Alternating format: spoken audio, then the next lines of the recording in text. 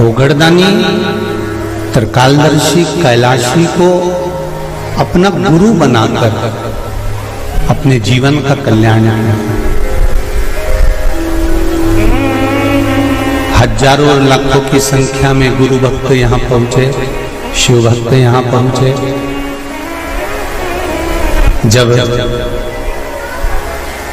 शाम का 7 बजे का भोजन बंद हो गया और 7 बजे का भोजन बंद होने के बाद सब लोग जब चले गए, तब रात्रि को 8:03 पर बहुत तेज आंधी और तूफान और पानी आया।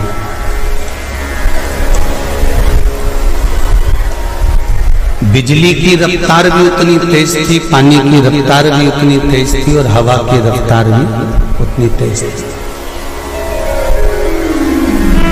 पर बाबा की कृपा, जितनी आंधी, जितना तूफान और जितना हवा और जितना पानी उस दिन गिरा, ऐसा कैसा ही पानी सीहोर नगर के इस कुबेरेश्वर धाम के आसपास जिस दिन से कथा चालू हुई उस दिन से लगातार आपने भी अखबारों में और टीवी में देखा होगा, सभी जगह पर पानी, बिजली और हवा थी। एक बार बीच में हमने भी कथा में कहा था कि बाबा की कृपा से कुबेरेश्वर धाम में इतना पानी नहीं गिरा, पर आसपास के क्षेत्र में इतना पानी था कि गलियों में, कहीं बीच मार्ग पर, श्रवण बगीचे में कहीं पानी पानी भरा गया। बाबा ने पूरा 7 दिन खूब संभाल कर रखा। 8वें दिन भी लाखों लोग आए, खूब संभाल कर रखा। जब सब चले गए, लगभग 100-150 लोग यहाँ होंगे जो चारों तरफ थे। जो पंडाल नीचे गिरा हवा आंधी तूफान में, उसमें मात्र 12 लोग थे। ये शिव की कृपा है, ये शिव की कृपा है। केवल 12 लोग, क्योंकि भोजन तो बंद हो गया था और भोजन का ही पंडाल था।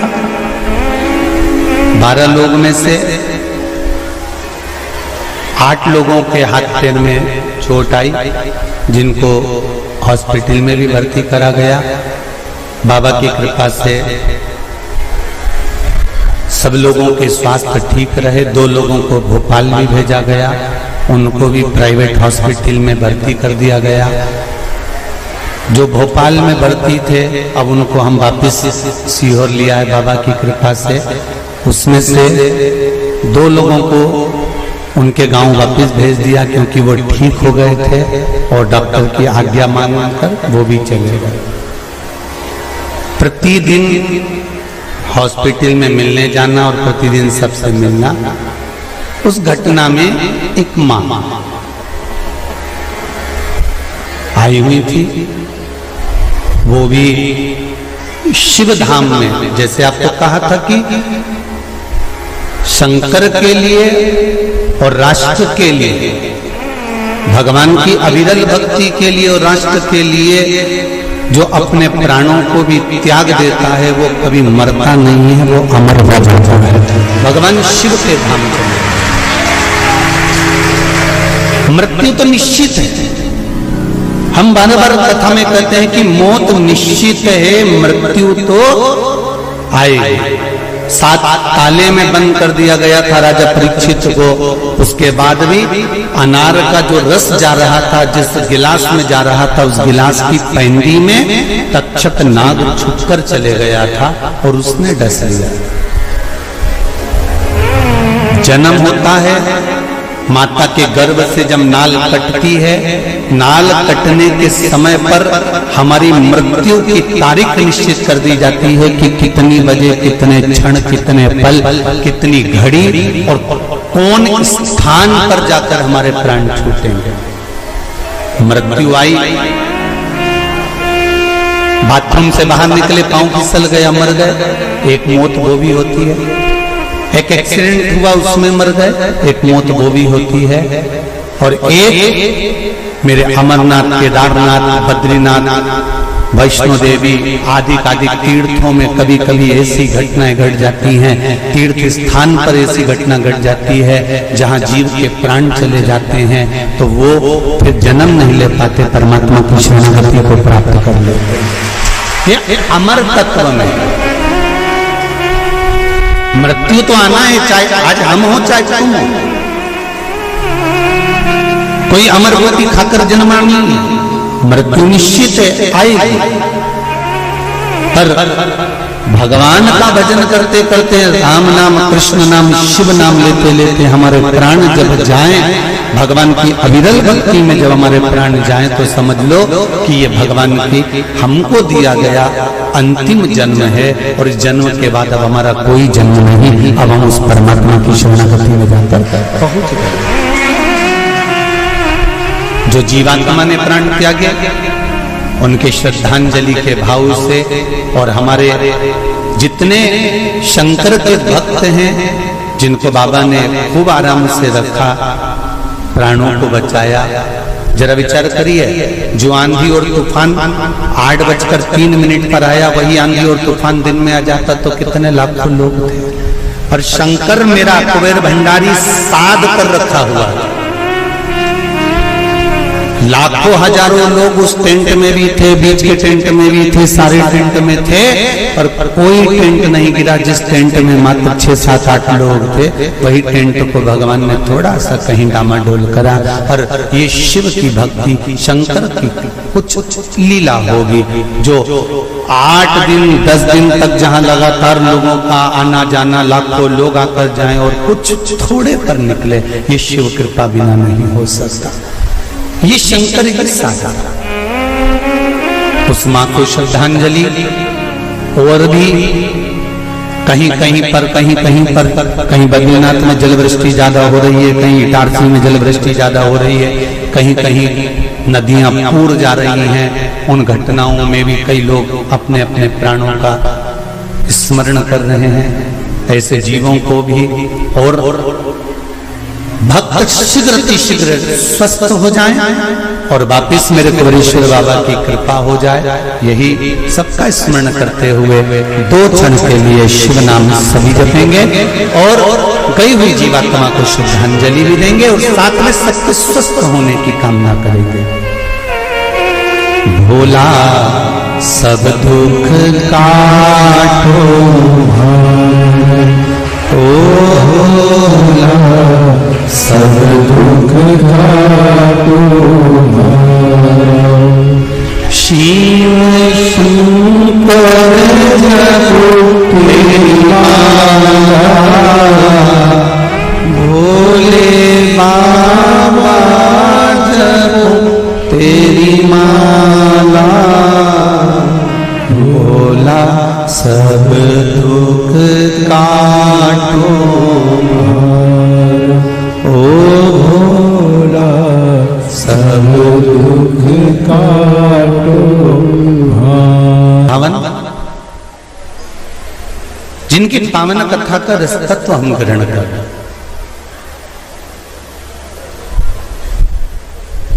श्रावण शिव महापुराण की कथा है। आपको कथा में कहा था कि श्रावण के महीने में मेरे देव आदिदेव महादेव की दुगनी भक्ति, मतलब 1 लोटा जल नहीं, कितना 2 लोटा जल शिव को समर्पित करते। जा रहे हैं सब, 2 लोटा जल बाबा को समर्पित करते। मेरे भोले तेरा सहारा है, मेरी नैया का तू किनारा है। श्रावण शिव महापुराण की कथा में गंगा और पार्वती की मूल तत्वता, जैसे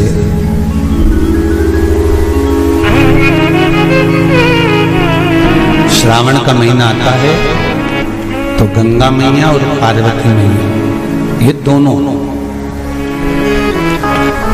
सृष्टि के भार जब भगवान शंकर पर आ जाता है 4 महीने तक, जिसको हमारे यहाँ चतुर्मास कहा जाता है, तो ये 4 महीना जब चतुर्मास का आता है तो सृष्टि का संपूर्ण भार मेरे देवाधिदेव महादेव पर आता है। और देवाधिदेव महादेव पर जब सृष्टि का भार आता है तो केवल अकेले महादेव इस भार को नहीं उठाता, इस भार को उठाने के लिए गंगा और माता पार्वती भी उनके नजदीक में आकर खड़ी हो जाती।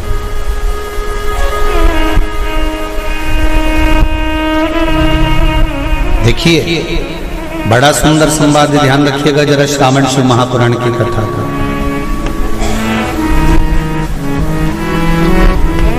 केवल एक पुरुष का कार्य नहीं है परिवार का भार उठाने का, केवल एक पुरुष का भार कर्तव्य नहीं कि परिवार का भार केवल पुरुष उठाए। शिव महापुराण की कथा कहती है कि धर्म पत्नी जो होती है, जिसको धर्म की ध्वजा कहा जाता है, धर्म पत्नी जो होती है ये पति के साथ मिलकर आधा भार अपने माथे पर लेकर चलती है, उसको धर्म पत्नी कहते हैं, जो भार तत्व को ग्रहण कर कर चलती है। केवल पति नहीं, केवल पति नहीं, धर्म पत्नी भी भार ग्रहण करती है।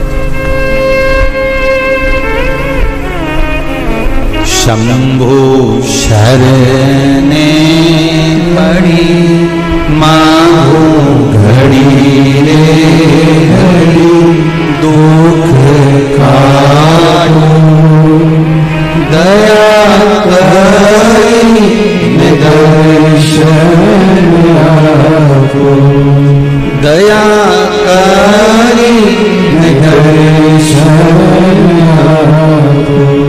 संपूर्ण भार पुरुष अपने ऊपर नहीं लेते, आधा भार धर्मपत्नी भी ग्रहण करती है। वो भार कैसे कम होता है, जरा ध्यान देना कथा पर। पति दुकान पर जाकर, नौकरी पर जाकर, व्यापार करने पर जो कमा कर लाता है उसका भार, जो कमा कर लाया उसके माध्यम से धन से घर का थोड़ा भार कम हो जाता है। ये तो हुई कमाई से। अब शिव महापुराण की कथा कहती है कि पत्नी आधे भार को कैसे कम कर देते थे, तो कहा धर्म पत्नी आधे भार को ऐसे कम कर देती है कि वो घर में रहकर बच्चों का देख रेख कर कर, आए हुए अतिथिगण का सम्मान कर कर, भजन कर कर, कीर्तन कर कर, पुण्य कर कर, सत्कर्म कर कर, मंत्र जाप कर कर, नाम जाप कर कर, जो भगवत स्मरण में डूब कर जितना पुण्य अर्जित करती है धर्म पत्नी, उसमें से आधे से आधा पुण्य अपने पति के खाते में देती चली जाती है, उस भार को उठाने के लिए।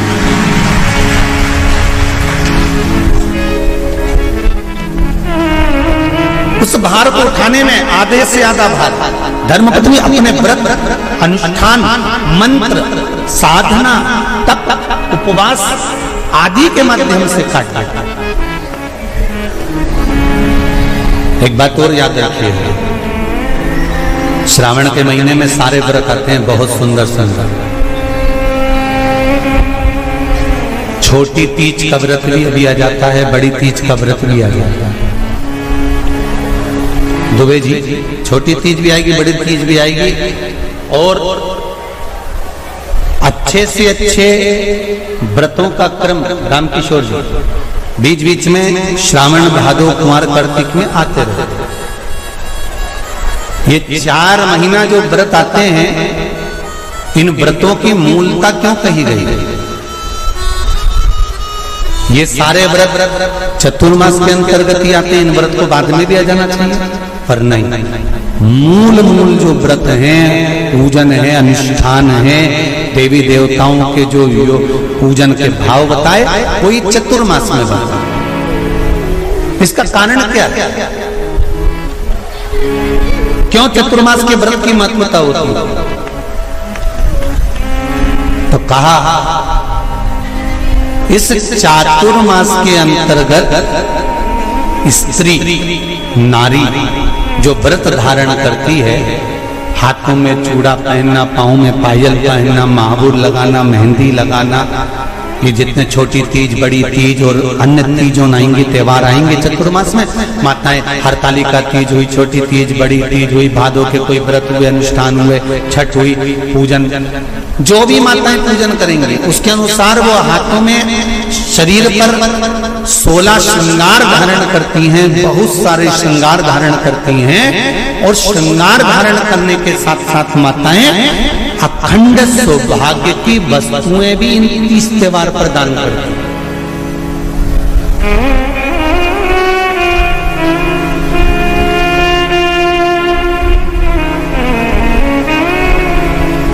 जो अखंड सौभाग्य की सूचक, जो अखंड सौभाग्य की वस्तुएं वो देने का प्रयास करते हैं, दान।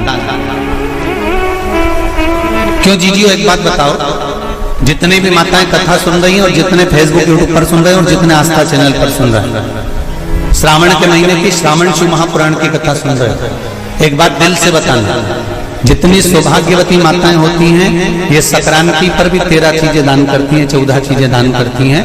बीच में कोई 16 सोमवार का उद्यापन करेंगी तो भी सुहाग की सामग्री देंगी, उद्यापन करेंगी तो भी सुहाग की सामग्री देंगी, कोई कार्य करेंगी तो भी सौभाग्य की सामग्री देंगी। सौभाग्य की सामग्री का दान क्यों किया जाए? सौभाग्य सूचक वस्तुओं का दान क्यों किया जाए? सौभाग्य की वस्तुएं क्यों प्रदान करी जाती है, क्यों दी जाती है? उसका कारण क्या है?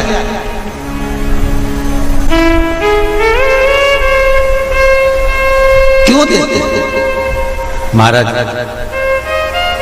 भारत की भूमि की सौभाग्यवती माताओं का एक मन की अभिलाषा रहती है, भारत की भूमि की माताओं की एक अभिलाषा रहती है कि जब उसके प्राण छूटे तो अखंड सौभाग्य धारण करके पति के कंधे पर, पुत्र के कंधे पर शमशान।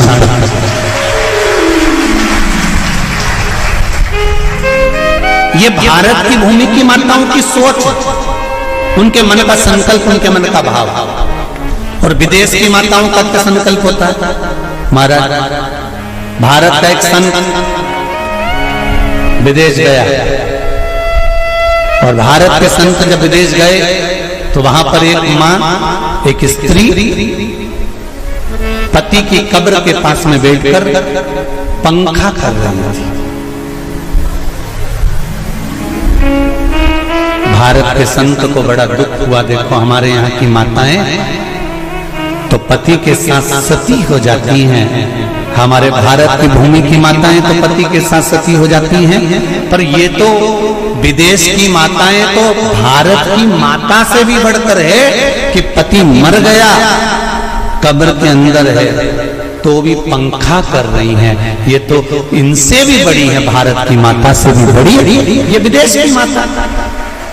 तो भारत के संत से रहा नहीं गया और भारत के संत ने जाकर पूछ लिया विदेश की माता से, माँ जी एक बात बताओ, हमारे यहाँ पति के साथ पत्नी सती हो जाती है, वो प्रथम गिनती में आती है, पर तुम तो उससे भी बड़ी हो कि पति मर गया उसके बाद भी उसकी कब्र को पंखा कर रही हो।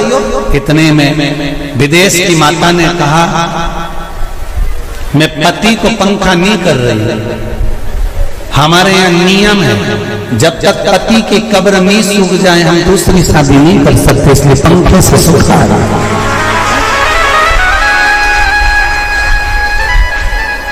इसलिए पंखे से सुखा रही नहीं।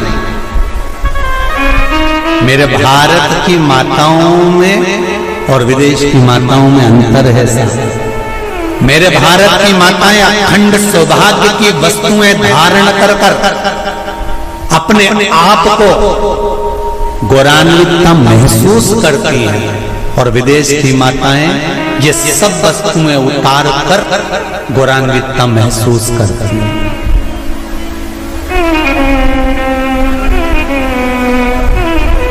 क्यों देते हैं चूड़ी का दान, क्यों देते हैं बिंदी का दान, क्यों देते हैं अखंड सौभाग्य का दान?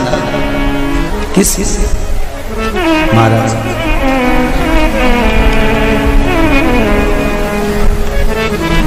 मेरे हाथों में भर भर के चूड़ी रहे, मेरे हाथों में भर भर के चूड़ी और मैया कोई कामना मेरे मस्तक पे चमकती चूनर रहे, मेरे मस्तक पे चमकती चूनर और मैया कोई कामना मेरी मांगों में भर भर के सिंदूर रहे, मेरी मांगों में भर भर के सिंदूर रहे और मैया कोई कामना नहीं, मेरे पाँव में बिछुड़ी का जोड़ा एक बिछुड़ी नहीं, कितनी?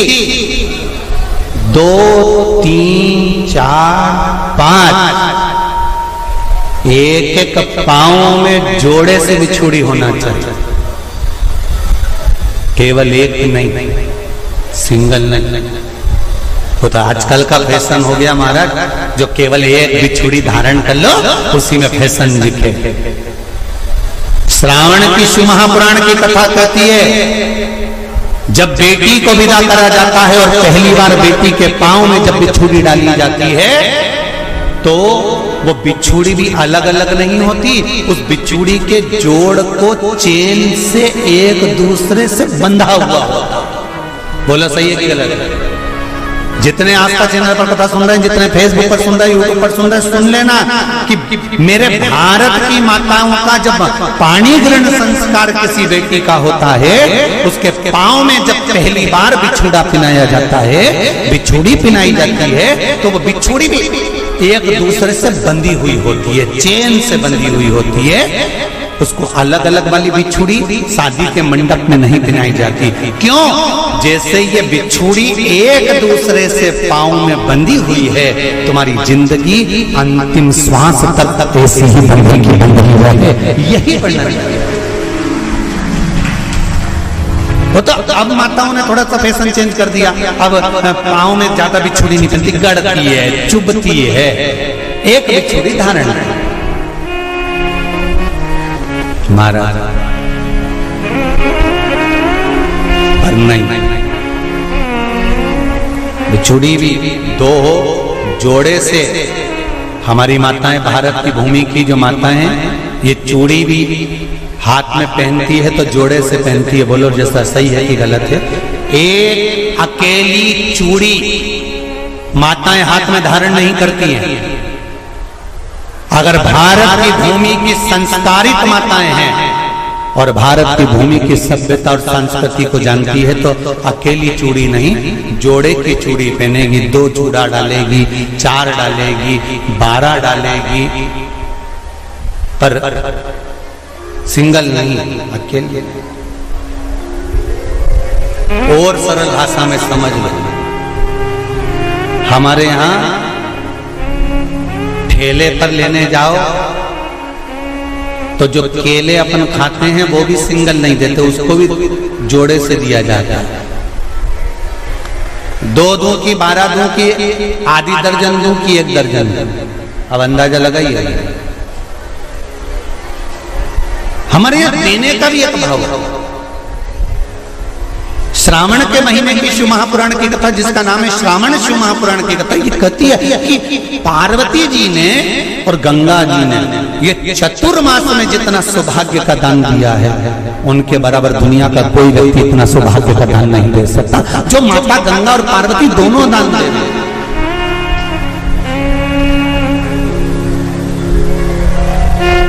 प्रतिदिन दे रहे हैं। और अब तो फैशन आ गया, तुम लोगों जो सौभाग्य का दान देते हो प्लास्टिक की डलिया में देते हो, पर एक एक पुराण को उठा कर देख लेना, एक एक उद्यापन को उठा कर देख लेना, जितनी तुम कथा तुम्हारे घर में छोटी छोटी कथाओं की पोथियां पड़ी हो, उनको उठा कर देख लेना, उसमें नहीं लिखा कि प्लास्टिक की डलिया में सौभाग्य की वस्तु का दान दिया जाता है। उसमें लिखा है बांस की पिटारी में, बांस की डलिया में सौभाग्य की वस्तुओं का दान दिया गया। क्यों?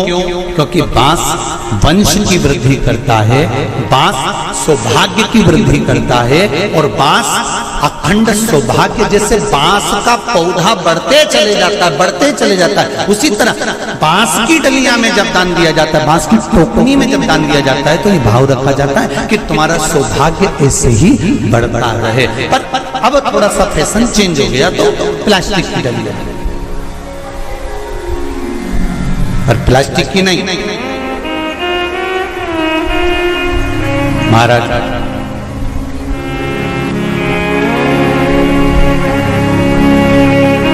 शिव तत्व की ओर चल शंभु शरणे पड़ी मांगू घड़ी रे घड़ी दुख काटो दया करी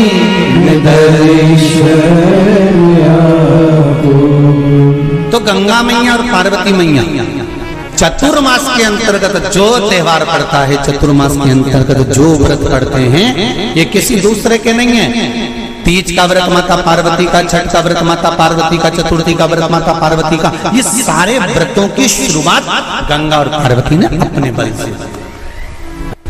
बोलो हर हर महादेव। ये अपने बल से बनाना, अपने बल से।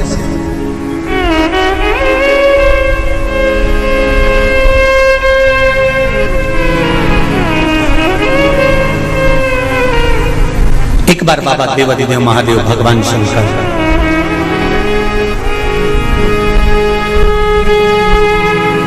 भोलेनाथ नंदी को लेकर निकले,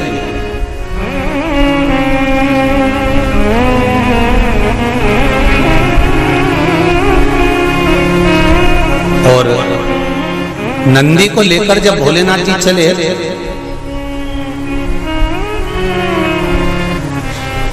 बीच मार्ग में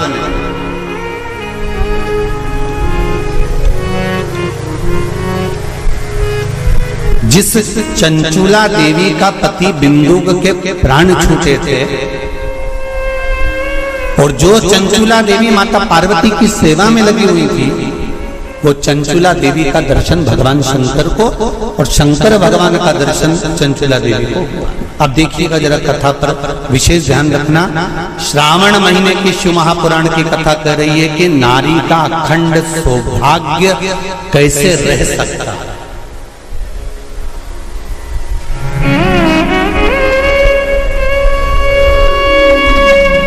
अपने घर के बच्चों को, अपने घर की बेटियों को, बेटों को, अपने घर की बहुओं को, अपने परिवार को कैसे एकजुट कर कर एक साधना में रखा जा सकता है, वो शिव महापुराण।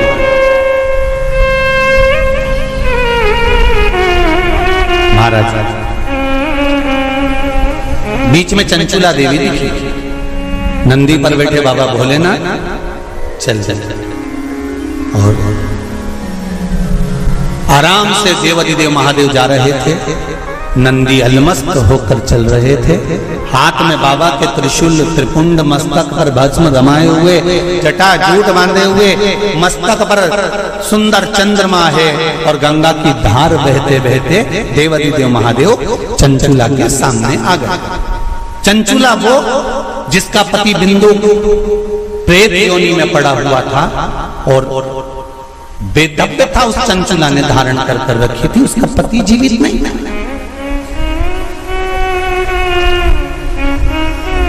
शिव का जय महाराज, उसकी कृपा बिना संसार में कोई कार्य नहीं। मूल मंत्र का स्मरण करेंगे। बाबा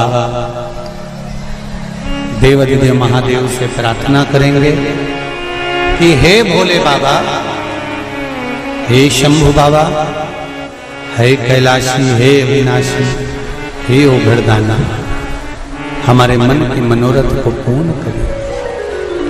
श्री शिवाय नमस्तुभ्यं, श्री शिवाय नमस्तुभ्यं, श्री शिवाय नमस्तुभ्यं, श्री शिवाय नमस्तुभ्यं, श्री शिवाय नमस्तुभ्यं।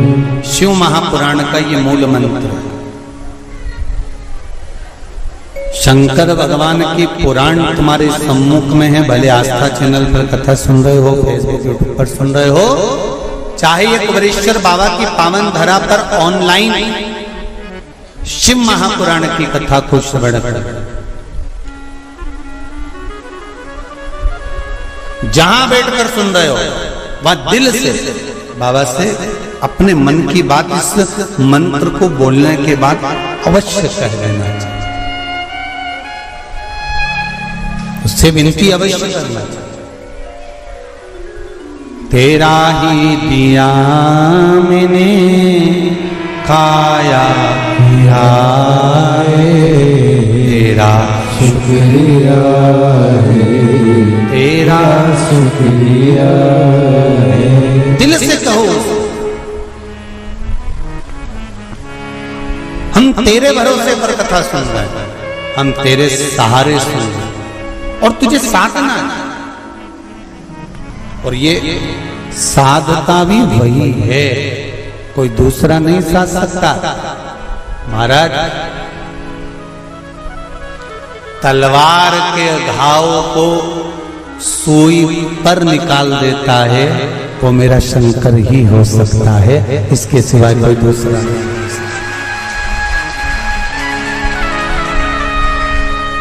तलवार के घाव को अगर सुई पर निकाल रहा है तो वो शिव है। जो हादसा हुआ पूर्णिमा पर, वो अगर दिन में होता तो ये तलवार का घाव जैसा नहीं होता, और निकाल दिया सुई के घाव पर, सुई पर। ये शिव है, कोई दूसरा नहीं। ये शंकर है, कोई दूसरा नहीं। वो कुबेरेश्वर महादेव है, साधारण नहीं हो सकती। भक्ति अविरल हो,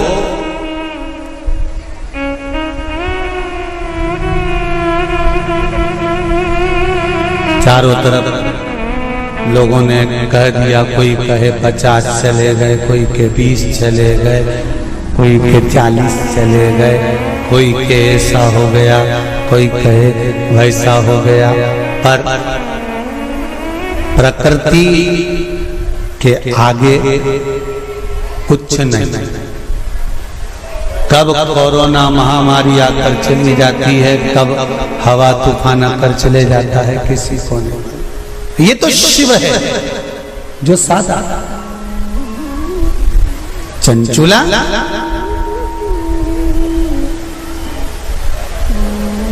आपने मेरा मार्ग क्यों रोक दिया? भगवान देवाधिदेव महादेव ने पूछा।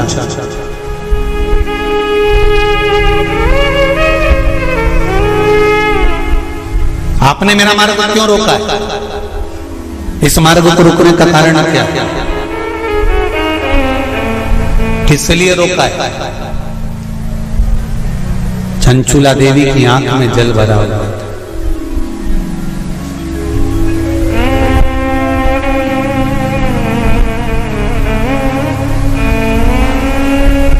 मैं बेधव्य हो गई हूं,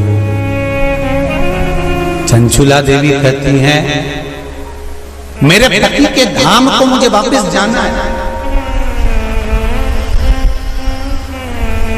जिस लोक में मेरा पति रहता है मुझे उस लोक में जाना है। शंकर भगवान ने एक बात बड़ी सुंदर कही चंचुला देवी को, आपको मालूम है? चंचुला,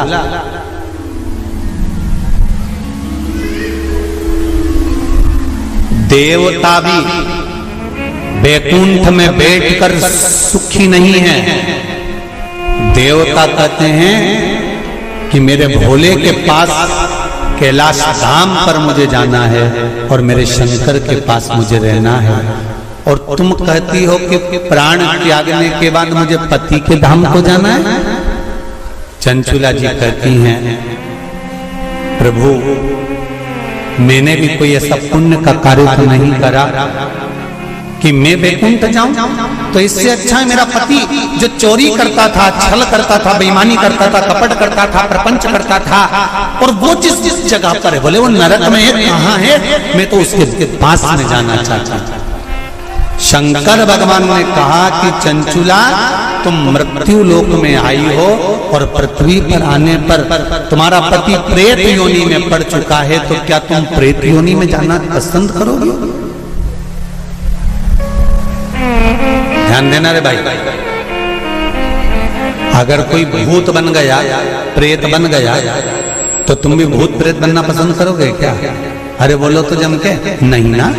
तुम क्या करना पसंद करोगे कि अगर कोई भूल से भी भूत बन गया है, प्रेत बन गया है, शिव महापुराण की कथा कहती है अगर बिंदु का प्रेत योनि में चला गया है तो तुम्हारा फर्ज है, अगर परिवार का कोई सदस्य अगर प्रेत योनि में पड़ा हुआ है तो उस प्रेत योनि से मुक्त कराकर परमात्मा के चरणों में जाकर रख देना, ये परिवार के सदस्य का कर्तव्य बनता है। इसलिए चंचुला देवी तुम्हारा पति प्रेत योनि में है, तुम प्रेत योनि में जाने का विचार मत करो। चंचुला देवी तुम तो एक काम करो कि वो पति प्रेत योनि से छूट जाए, उसके लिए क्या करा जाए वो विचार करा जाए। जैसे श्रीमद् भागवत कथा में आता है, आत्मदेव नाम का ब्राह्मण जिसके घर में संतान नहीं, पुत्र हुआ,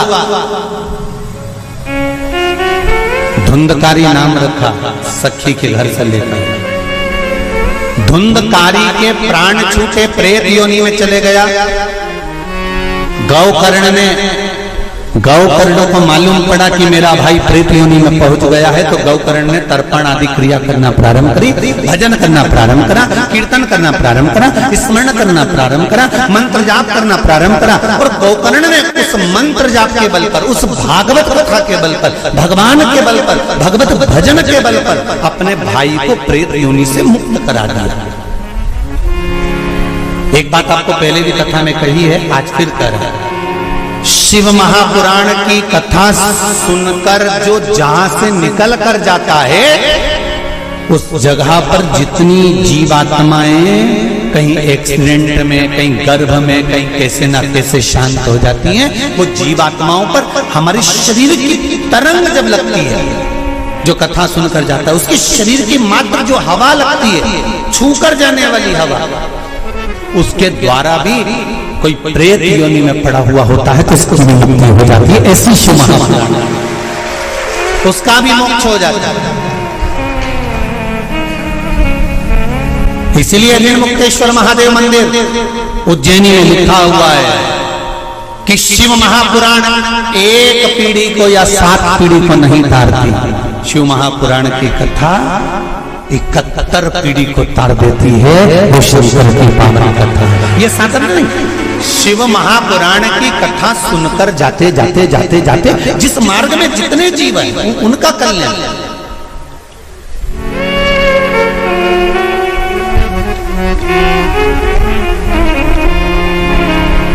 इतना तो करना स्वामी जब प्राण तन से मरना निश्चित है, प्राण छूटेंगे ये निश्चित है, कब छूटेंगे ये पक्का पता नहीं, किसकी कितनी उम्र है ये मालूम नहीं है, तो एक काम तो कर सकते हैं, भगवान से प्रार्थना तो कर सकते हैं कि बाबा ऐसी कृपा करना, ऐसी दया करना, मेरी ऐसी बुद्धि करना कि तेरा भजन करते हुए, तेरा दर्शन करते हुए, तेरा कीर्तन करते हुए, तेरा मंत्र जाप करते हुए मेरे प्राण छूट जाए।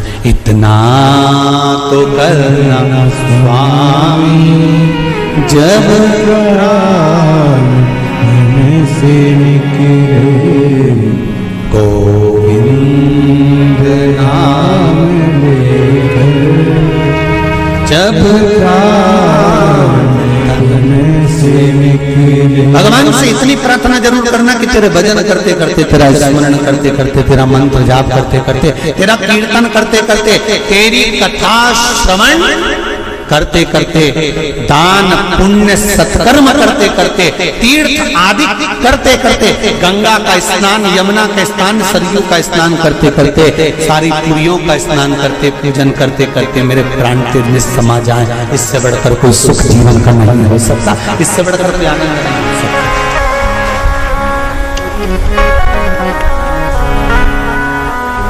पलंग पे मत पटक जाते भोलेनाथ, कोई शरीर में ऐसा रोग मत दे देना कि बार बार बार बार बार बार शरीर को फाड़ा जा रहा है, काटा जा रहा है, बार बार। ये निकालो जांच के लिए मुंबई पहुंचाओ, ये निकालो जांच के लिए दिल्ली पहुंचाओ, ये निकालो जांच के लिए पुणे पहुंचाओ, जांच के लिए चेन्नई पहुंचाओ। ऐसा शरीर मत कर देना कि शरीर को काट काट काट काट और पलंग पर पड़ा हुआ है, सड़ रहा है और जा नहीं रहा। बाबा इतनी कृपा कर देना, पलंग पर मत पटकना, चलते फिरते तेरा भजन करते करते तेरे धाम को चली जाऊं, इससे बढ़कर कोई सुख नहीं होगा। तेरे धाम को चली जाऊं, इससे बड़ा जाना निश्चित, पर तेरे भजन के बल पर।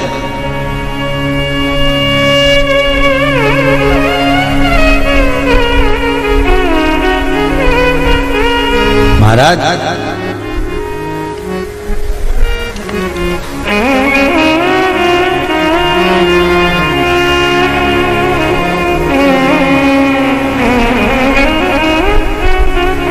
चंचुला देवी से भगवान शंकर कह रहे हैं कि तुम कहती हो कि मेरे प्राण छूटकर मैं पति लोक में जाऊं, जहां पर मेरा पति रह रहा है।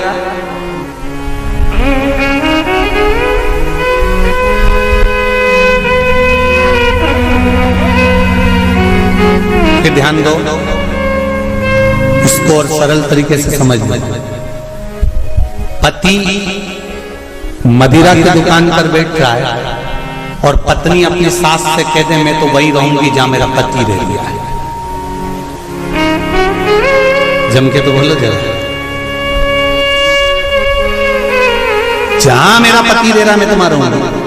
पति मदिरा की दुकान पर बैठा है, मदिरा का नशा कर रहा है, तो क्या पत्नी वहां जाकर नशा करेगी? अरे बोलो जम के, नहीं। शिव महापुराण का ये संवाद याद रखना। शंकर भगवान चंचुला देवी से कह रहे हैं पति के लोक नहीं, पति अगर प्रेत योनि में पड़ा है तो उस योनि से छुड़ाकर शिव लोक में पति को लेकर आ और खुद भी शंकर की शरणागति ग्रहण कर ले। पत्नी धर्म पत्नी वो होती, धर्म पत्नी वो होती।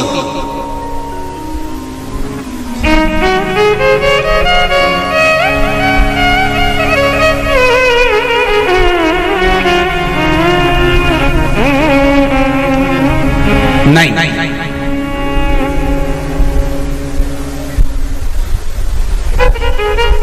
तुम अगर मदिरा की दुकान पर बैठोगे तो मैं भी बैठूंगा,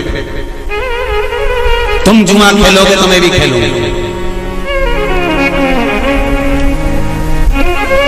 तुम वैश्यावृत्ति करोगे तो मैं भी करूंगा।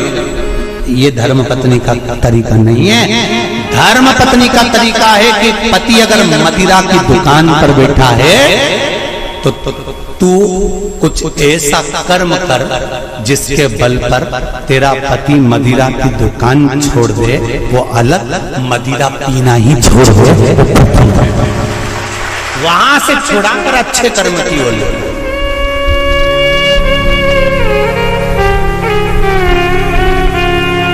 ये दुबे जी भी बैठे हैं कथा में, और ये बोरबन जी भी बैठे होंगे महाराज। और ये सत्यता की बात कर रहे हैं हम, दुबे जी को भी और रामकिशोर जी। तुमसे ज्यादा कथा करवाने का भाव तुम्हारी धर्म पत्नियों ने ही प्रेरित करा होगा, ये निश्चित है।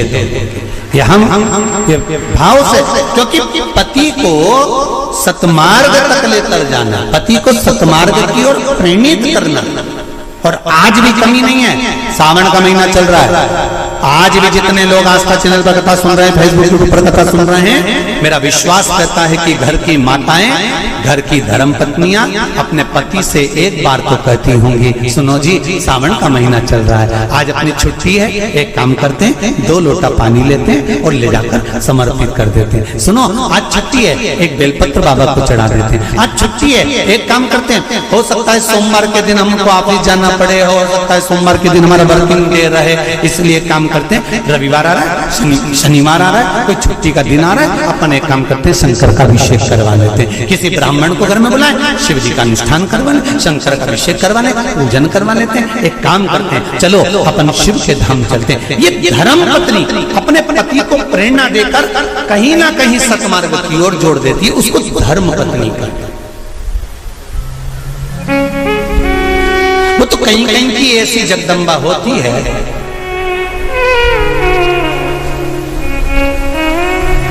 पति अगर गलत भी करता है ना तो वो कभी नहीं कहती कि तुमने गलत काम करता रहा, क्योंकि वो सोचती नहीं है ना, वो तो अच्छा है। मेरे माता पिता ने शादी कर दी तुम्हारे साथ, तुम मदिरा की दुकान पर बैठे हो कि वेश्यावृत्ति कर रहे हो कि मांसाहार कर रहे हो कि क्या कर रहे हो, उसको कोई मतलब नहीं, वो तो लगी, उसे कोई मतलब नहीं कि ये कहां जा रहा है कि क्या कर रहा है। पर जो दिल से चाहता है, धर्म पत्नी अगर पति को हृदय से, उसका नाम ही धर्म पत्नी है। हमने पत्नी नहीं बोला, हम धर्म पत्नी कर, धर्म पत्नी होगी। पति अगर गलत कर रहा होगा तो उसको मार्ग से खींच कर लेकर,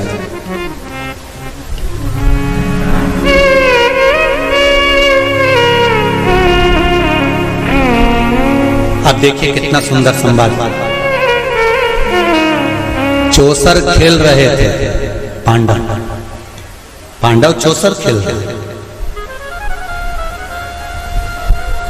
द्रौपदी से पूछा गया, क्यों द्रौपदी, तुम्हारे पति जुआ खेल रहे थे और तुमने उसको मार्ग नहीं दिखाया, सतमार्ग नहीं बताया, तुम धर्म पत्नी हो द्रौपदी, सतियों की गिनती में आता है तुम्हारा नाम, और तुम तुम्हारे पतियों को गलत मार्ग से निकाल कर नहीं लाई। द्रौपदी कहने लगी, मुझे तो मालूम ही नहीं था। पहली बात तो ये कि मैं अंदर केस सुलझा रही थी, जब मेरे केस पकड़ कर खींच कर लाया गया और भरी सभा में लाकर खड़ा करा गया, तब मुझे मालूम पड़ा कि मेरे पति चौसर खेल रहे हैं, जुआ खेल रहे हैं। और मैंने हाथ जोड़कर निवेदन करा, तुम ये क्या कर रहे हो, तुम ये क्या कर रहे हो। आज भी नियम है महाराज, कोई मदिरा पान में डूबा है, कोई वेश्यावृत्ति में डूबा है, कोई मांसाहार में डूबा है, कोई गलत काम में जुए आदि में डूबा हुआ है। तुम छुड़ा के रह गए कि मत जा, मत कर, तुम छुड़ा कर रह गए। तो शिव महापुराण का एक बड़ा सुंदर भाव वर्णन करा गया हमारा, बड़ा सुंदर भाव। महाराज शमी के 5 पत्ते, बेलपत्री के 5 पत्ते, बेर के 5 पत्ते, क्या क्या चीज है जरा जम के बोलो। शमी के 5 पत्ते, बेर के 5 पत्ते और बेलपत्री के 5 पत्ते। महाराज श्रावण महीने की